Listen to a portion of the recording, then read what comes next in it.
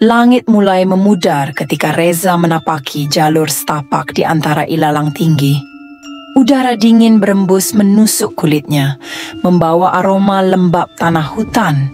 Seharusnya ia masih bersama kelompoknya, tetapi pagi tadi, entah bagaimana, ia tersesat setelah turun sebentar untuk mencari mata air. Ia mencoba mengandalkan GPS di ponselnya, namun sinyal lemah. Hanya peta offline yang masih bisa diakses, menunjukkan bahwa jalur utama pendakian seharusnya tidak jauh. Namun semakin ia berjalan, semakin aneh suasananya. Hutan pinus yang dilewatinya terlalu sepi. Tidak ada suara burung atau serangga seperti biasanya. Semak-semak pun tampak diam seolah menahan napas. Perlahan kabut mulai turun, mengaburkan pandangannya. Reza merapatkan jaketnya, mencoba tetap tenang. Namun, ada perasaan aneh yang menggelitik belakang kepalanya, seperti ada yang mengawasinya. Ia menoleh ke belakang beberapa kali, tetapi tidak melihat siapapun.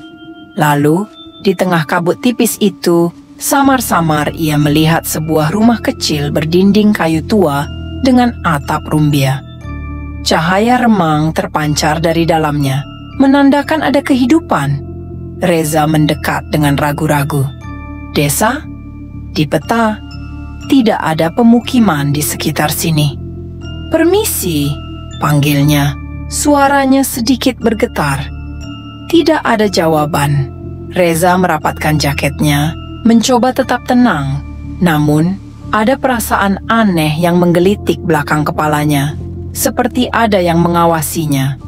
Ia menoleh ke belakang beberapa kali, tetapi tidak melihat siapapun. Lalu, di tengah kabut tipis itu, samar-samar ia melihat sebuah rumah kecil berdinding kayu tua dengan atap rumbia. Cahaya remang terpancar dari dalamnya, menandakan ada kehidupan. Reza mendekat dengan ragu-ragu. Desa? Di peta, tidak ada pemukiman di sekitar sini. Permisi, panggilnya. Suaranya sedikit bergetar. Tidak ada jawaban. Ia melangkah lebih dekat. Dari jendela rumah itu, ia melihat sosok samar berdiri di dalam, menatap ke arahnya. Namun, sebelum ia bisa memastikan, sosok itu menghilang. Ketika ia hampir memutuskan untuk pergi, pintu rumah itu berderit terbuka sendiri. Angin dingin menyelusup ke tengkuknya. Ada sesuatu yang tidak beres. Dan di saat itu juga, ia mendengar sesuatu. Bukan suara manusia, bukan suara hewan. Suara bisikan, mendengung di telinganya. Reza tidak sendirian. Reza menelan ludah.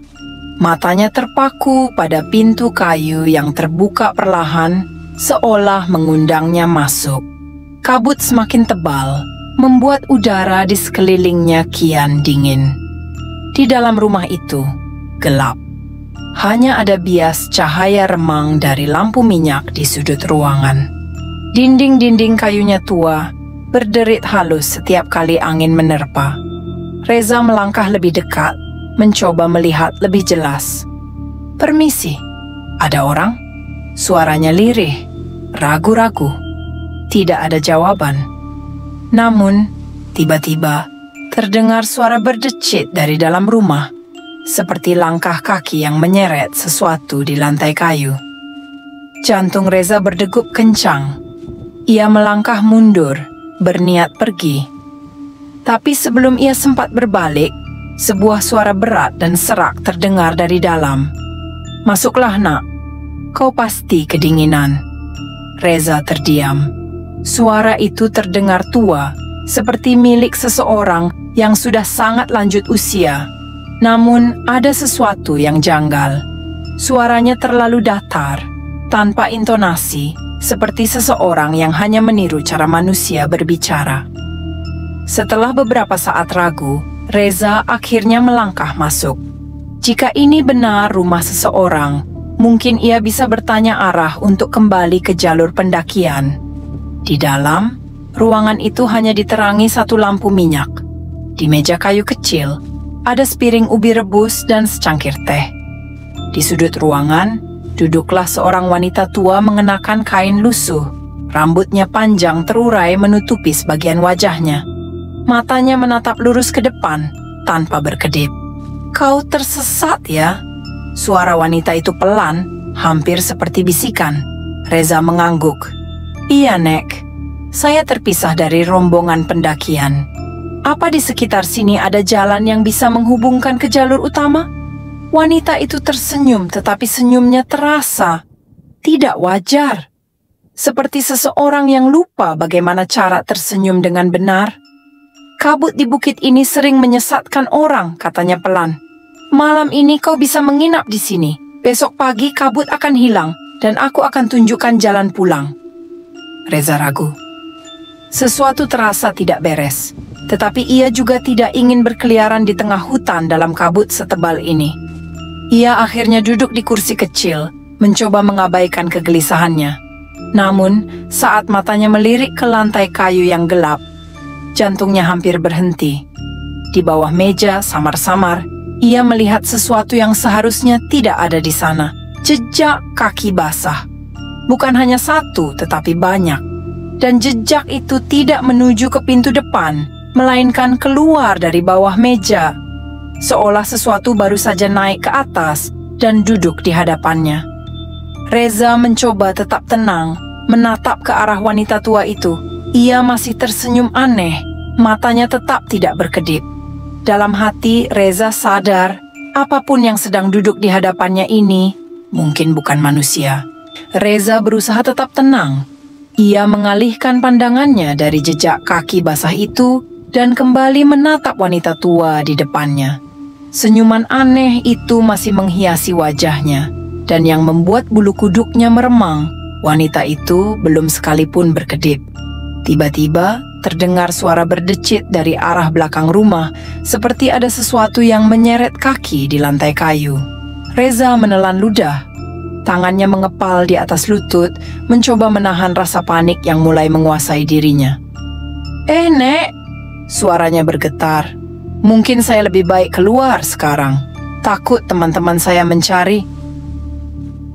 Wanita itu tidak menjawab, hanya menatap.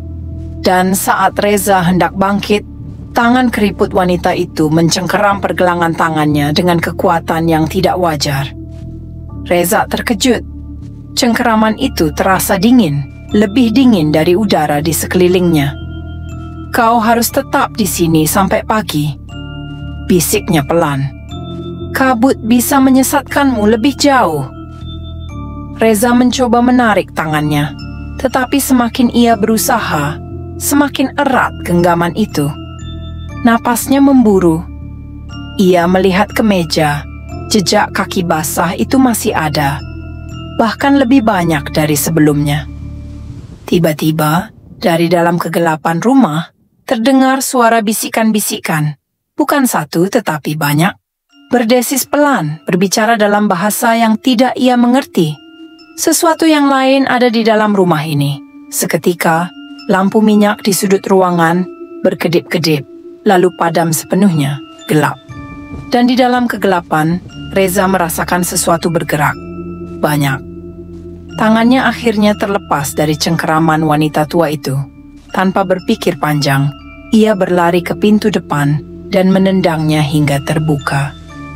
Angin dingin menerpanya saat ia berhambur keluar. Namun, saat ia menoleh ke belakang, rumah itu tidak ada. Tidak ada rumah kayu tua, tidak ada wanita tua, tidak ada meja dengan ubi rebus. Hanya kabut tebal yang menyelimuti pepohonan. Reza terhuyung ke belakang. Ia bisa merasakan jantungnya berdetak di tenggorokan. Apa yang baru saja ia alami?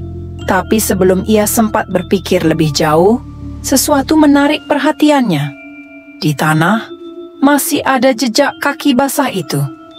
Dan mereka tidak hanya diam. Mereka perlahan bergerak, menuju ke arahnya. Tanpa menunggu lebih lama, Reza berlari secepat yang ia bisa, menembus kabut dan pepohonan. Kakinya melangkah tanpa arah, hanya mengikuti insting. Ia tidak tahu berapa lama ia berlari, tetapi tiba-tiba, di kejauhan, ia melihat sesuatu yang familiar, jalur pendakian. Dengan nafas tersengal, ia berlari ke sana, baru menyadari bahwa langit mulai terang. Matahari mulai muncul dari balik pepohonan, dan perlahan kabut menipis. Saat ia akhirnya mencapai jalur pendakian, ia melihat sekelompok pendaki lain yang baru saja naik. Salah satu dari mereka menoleh ke arah Reza yang terengah-engah. Bang, dari mana?